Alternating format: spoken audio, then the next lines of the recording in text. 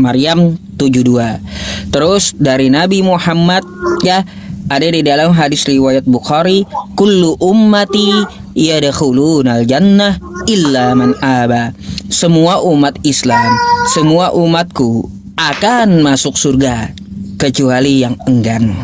Nah, tuh untuk jaminan Nabi Muhammad jika kita wafat, yang penting kita mempunyai iman dan mengerjakan amal soleh, ya, mempunyai iman, percaya kepada Nabi dan Tuhan semesta alam Allah Subhanahu wa taala, maka meskipun Anda mempunyai dosa selain syirik, maka Anda tetap akan dimasukkan Allah ke dalam surga gitu. Jadi kayak gitu. Kalau misalnya sibuk jadi nggak bisa sholat 5 waktu misalnya ya, kayak begitu terus tiba-tiba nanti malam mati gitu, kayak gimana tuh Ustadz? Jadi gini ya Mbak ya, jadi kayak yang gini. Gimana? Jadi gini, kalau kita sibuk, Allah itu tidak menyusahkan hambanya.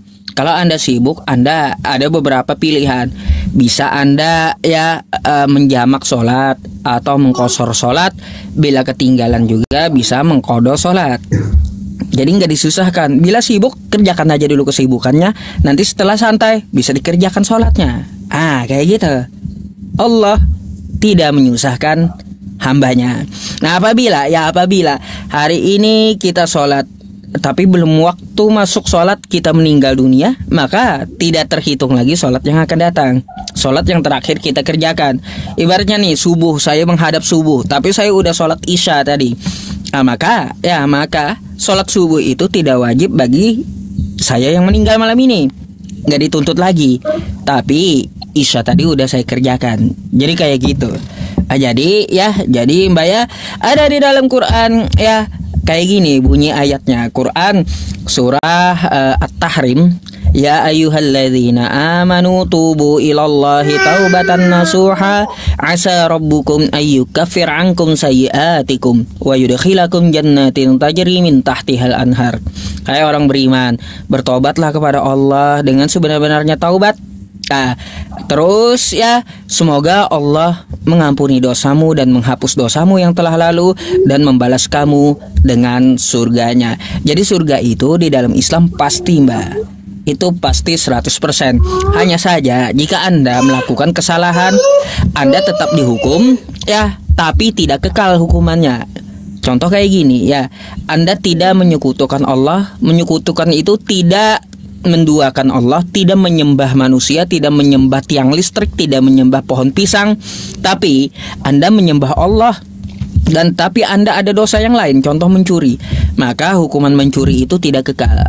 Setelah habis hukuman mencurinya, Anda tetap akan dimasukkan ke dalam surganya. Dan contoh aja secara dunia kayak gini, hukum di Indonesia, orang yang mencuri dihukum 6 bulan. Tapi sedangkan orang yang melakukan pembunuhan berencana itu hukumannya seumur hidup. Kan kayak gitu. Pembunuhan berencana hukumannya seumur hidup, selamanya di dalam penjara. Tapi kalau orang mencuri itu cuma 6 bulan. Setelah 6 bulan dia dikeluarkan dari penjara. Begitulah. Yang penting ya tidak menyembah manusia, tiang listrik atau selain Allah, maka dosa tetap dihukum, tapi nanti akan diampuni, akan selesai gitu hukumannya. Gitu, bukan selamanya hukumannya. Jadi kayak gitu. Itu berarti gini, berarti tapi itu hukumannya itu setelah mati gitu ya maksudnya? Hukumannya masalah hukum itu Mbak, itu nanti di yaumil qiyamah gitu, di hari pembalasan. Jadi habis ini ya, di dalam Islam itu setelah meninggal wafat ada namanya alam barzah. Gitu. Alam kubur. Gitu. Jadi di alam kubur itu udah ketahuan. Di alam kubur kalau kita baik, maka ya hawa surga akan dibukakan oleh Allah. Tapi kalau kita kayak penjahat ya, terus kafir, musyrik, itu hawa neraka akan dibukakan gitu di dalam kubur.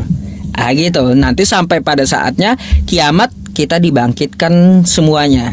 Disitulah kita akan dihitung amalnya berapa, kesalahannya berapa. Di situ kalau lebih banyak amalnya, maka dia akan dimasukkan Allah ke dalam surganya. Tetapi kalau dia lebih banyak ya kejahatannya sampai dia syirik, maka Allah akan memasukkannya ke dalam neraka. Ini ayat yang saya kasih nih, tolong diperhatikan. Quran surah Al-Bayyinah ya teman-teman semuanya. Di dalam Quran surah Al-Bayyinah dari ayat 1 sampai ayat 8. Saya jelaskan sama mbaknya ya. Enggak apa-apa, tolong diperhatikan sedikit. Apa bunyinya di dalam Quran itu? Ya, lam yakunil ladzina kafaru min ahlil kitabi wal musyrikina munfakkina hatta ta'tiyahumul bayyinah. Lam yakunil ladzina kafaru min ahlil kitab. Orang-orang kafir dari ahli kitab itu tidak akan pernah percaya gitu sampai datang nabi yang meluruskan mereka, sampai ada bukti gitu di hadapan mata mereka gitu. Rasulhum minallahi yatslu suhufan mutahharah, yaitu Rasul Allah, utusan Allah yang membacakan kitab Allah gitu, yang suci. Fiha kutubun qayyimah, yang di dalamnya ya terdapat kitab-kitab yang lurus. Wa ma tafarraqal ladzina utul kitaba illa min ba'di ma ja'atuhumul bayyinah. Wa ma umiru illa liya'budullaha mukhlishina lahuddin. Padahal mereka disuruh menyembah Allah dan ikhlas dalam beragama. Hunafa wa yuqimus sholata wa yu'tuz zakata wa dzalika dinul qayyimah. Padahal mereka disuruh menyembah Allah, ikhlas dalam beragama, terus menunaikan zakat dan mendirikan sholat seperti yang dikerjakan umat Islam. Itu umat terdahulu, baik Yesus, baik Nabi Musa atau Nabi Abraham. Ayat selanjutnya, di situ dikatakan innal ladzina kafaru min ahlil kitabi wal musyrikina fi nari jahannam khalidina fiha. Apa di situ dikatakan oleh Allah? Sesungguhnya orang-orang kafir, ya, orang-orang kafir. Ini apa lagi nih? Mana judi mana judi? Baik, bentar. Di situ orang-orang kafir dari ahli kitab dan orang-orang musyrik itu akan dimasukkan Allah ke dalam neraka jahanam. Ulaika hum syarrul bariyah, mereka itulah seburuk-buruknya makhluk, karena tempat kembali yang paling buruk adalah neraka jahanam. Lalu di ayat selanjutnya, innal ladzina amanu wa 'amilus solihati ulaika hum khairul bariyah, dan orang yang beriman mengerjakan amal soleh, mereka adalah sebaik-baiknya makhluk. Jazaohum 'inda rabbihim jannatu 'adnin tajri min tahtihal anhar, dan Allah akan membalas mereka orang yang beriman itu dengan surga yang mengalir di bawahnya sungai-sungai. Anharu khalidina fiha abada, dan mereka di dalam surga kekal selama-lamanya, tidak dikeluarkan lagi dari surga. Radhiyallahu anhum wa radu'an. Allah ridho kepada penghuni surga dan penghuni surga juga ridho kepada Allah. Kenapa jadi seperti itu? Karena ya nanti ketika kita dikumpulkan di dalam surga, itu para penghuni surga masih ditanya oleh Allah, ya hambaku, kalian sudah di dalam surga, kalian mau apa lagi? Mintalah kepadaku lagi. Tuh, saking baiknya Tuhan kepada Anda ya, hai manusia, sampai Anda masuk pintu surga, di depan pintu surga Anda bakal ditanya lagi, hai hambaku yang taat kepadaku, kalian mau apa lagi? Mintalah kepadaku. Itu kata Tuhan, kata Allah. Lalu apa? Kata Nabi Adam. Di situ Nabi Adam berteriak kepada anak cucunya, ya, mintalah kepada Allah agar jangan dikeluarkan lagi dari surga ini sebagaimana aku dikeluarkan Allah di zaman yang dulu. Artinya waktu dia pertama diciptakan, Nabi Adam dikeluarkan dari surga. Lalu Nabi Adam di situ berteriak kepada anak cucunya, mintalah kepada Allah jangan dikeluarkan lagi dari surga. Makanya Allah mengatakan radhiyallahu anhum wa radu'an. Makanya Allah ridho kepada penghuni surga. Dzalika liman khasyiya rabbah, dan itulah balasan bagi orang yang takut kepada Allah Subhanahu wa taala. Gitu. Jadi gitu Mbak, ada jaminannya gitu. Maka marilah kembali kepada ajaran para nabi, ajaran Yesus, ajaran Nabi Musa, ajaran Nabi Muhammad, menyembah Allah yang esa, Tuhan yang satu. Jangan kita ya memikirkan ego kita, karena kita tidak mendapat jodoh atau masalah kehidupan yang sulit lalu kita tidak beriman. Jangan sampai seperti itu gitu. Kalau untuk anak kecil gimana Ustaz? Kalau untuk anak kecil ya, kullu mauludin yuladu 'alal fitrah, semua anak yang lahir dari ibunya itu semuanya suci. Gak ada berdosa sama sekali.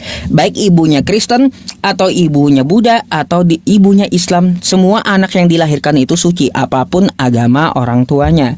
Jika dia meninggal sebelum dia balik, contoh laki-laki, sebelum dia bisa mengeluarkan sperma gitu ya, atau perempuan, anak perempuan dia waktu dia haid, belum dia haid, maka ketika anak itu wafat atau meninggal dunia, maka Allah akan masukkan dia ke jannahnya karena dia adalah anak yang suci tanpa dosa gitu.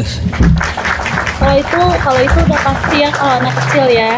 Ya, anak kecil yang belum datang haid untuk perempuan dan belum mimpi basah ya, kalaunya untuk laki-laki. Gitu. Iya. Iya, ketularan saya mbaknya ya. Apa pula kalian janganlah macam-macamnya, kebanyakan makan pepaci juga nih. Ya udah, aku nanya segitu dulu Ustaz. Nanti Iya. kalau ada pertanyaan lagi aku tanyain lagi. Boleh ya. Untung gak ditanya ya teman-teman saya, apakah mau tambah istri katanya. Untung gak ditanya itu ya. Kan aku udah nanya.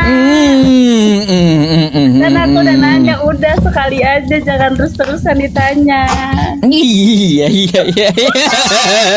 Kecuali belum ditanya Ustaz. Aku mau kalonin bocil tidur dulu ya.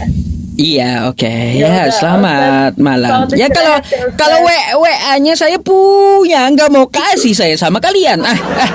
Kacau juga kalian ini. Oke, ya selamat malam, selamat istirahat ya Mbak ya. Oke. Sama-sama. Selamat malam.